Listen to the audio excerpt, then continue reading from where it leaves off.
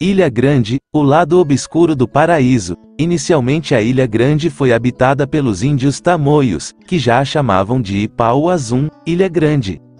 A ilha foi avistada pelo navegador português Gonçalo Coelho em 6 de janeiro de 1502. A Ilha Grande tornou-se um famoso entreposto do tráfico ilegal de escravos até a abolição da escravatura em 1888. Somente depois de proclamada a República, em 1891, foi criado os 2 primeiros distritos, Abraão e Sítio Forte, hoje Araçatiba. Em um prédio chamado Lazareto, próximo à Bahia ficavam amontoados doentes, foi construída no Império para manter navios que chegavam ao Brasil de quarentena. O prédio do Instituto Penal Cândido Mendes, mais afastado, abrigava detentos da primeira e segunda classe. Eles tinham liberdade para circular dentro da colônia, muitos aproveitaram esse privilégio para fugir da ilha. Graciliano Ramos, no seu livro, Memórias do Cárcere, descreveu sobre os momentos agonizantes vividos por ele e os outros presos. Se nos largassem, vagaríamos tristes, inofensivos e desocupados, farrapos vivos, fantasmas prematuros, desejaríamos enlouquecer, recolhermo-nos ao hospício ou ter coragem de amarrar uma corda ao pescoço e dar um mergulho decisivos. O mais contundente testemunho sobre o presídio da Ilha Grande. Preso político na ditadura de Getúlio Vargas, Graciliano nunca soube a real razão de ter sido mandado para trás das grades, pois não havia acusação formal contra ele. As ruínas guardam marcas do passado. Em 1994, as autoridades estaduais destruíram o prédio do Instituto Penal Cândido Mendes com explosivos. A tentativa de destruição dos prédios das penitenciárias caminha junto do desejo do esquecimento desse período de terror e violência que ocorreu dentro das penitenciárias.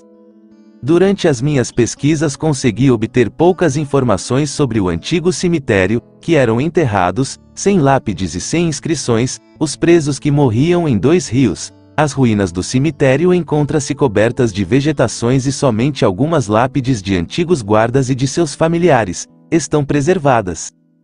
Podemos também encontrar as ruínas do Aquetudo, que estão parcialmente cobertas pela vegetação. As ruínas do presídio se mantêm no local. As remoções dos entulhos seria uma tarefa que exigiria gastos elevados e por isso as ruínas permanecem lá. Elas são testemunhas de um passado de violências e corrupções. Depois de mais de 100 anos de cárcere na ilha, é natural ouvirmos dos moradores mais antigos as histórias sobrenaturais e assombrações de presos que morreram por lá. Alguns presos tentando fugir se perderam e morreram nas matas, e podem ser vistos perambulando pelos matos, e alguns turistas já viram e presenciaram acontecimentos sobrenaturais durante suas caminhadas pelas estradas de terra e sem iluminação. No Lazareto, que fica na Praia Preta, em Abraão, que segue interditado com risco de desmoronamento e preocupa os moradores, é um lugar histórico, turístico e de extrema importância. Alguns moradores já vivenciaram situações sobrenaturais no Lazareto e tem uma história que uns moradores foram passar a noite na Praia Preta. Eles já tinham ouvido esses relatos sobrenaturais e foram conferir. Era no período do inverno, estava sem luz da lua e o local não tem iluminação. Eles viram movimentos estranhos e pedidos de ajuda vindo do Lazareto. Segundo os relatos, pareciam gemidos de dores e sofrimentos. Eles ficaram abalados e o pânico dominou o grupo. No desespero correram muito e só pararam quando chegaram sem fôlego em frente da igreja do centro de Abraão. Existe também relatos sobrenaturais da região do Aquetudo da Ilha Grande, que foi construído, com pedras esculpidas pelos escravos e óleo de baleia, em 1893, possui 125 metros de extensão e 30 metros de altura. A história conta que muitos escravos e homens livres morreram durante a construção do Aquetudo. Moradores antigos pedem para não passar por lá depois que anoitecer. Dizem que se você passar depois da meia-noite no local, poderá ouvir vários barulhos e gemidos inelegíveis e almas perambulando no local, e dizem que algumas são agressivas e empurra o turista desavisado. A Praia da Feiticeira e a Cachoeira da Feiticeira.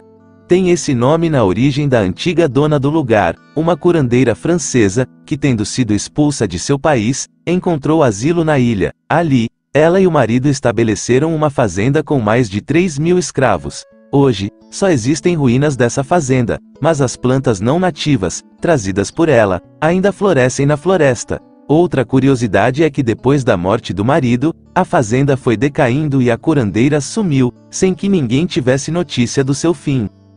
O lugar é lindo, porém nem pensar em passar perto depois que o sol se pôr, pois segundo alguns moradores a feiticeira não gosta de pessoas invadindo suas terras e quem se aventura acaba se perdendo e o risco disso pode ser fatal. As histórias e as lendas fazem parte da Ilha Grande, não podemos deixar cair no esquecimento, todo paraíso tem um passado.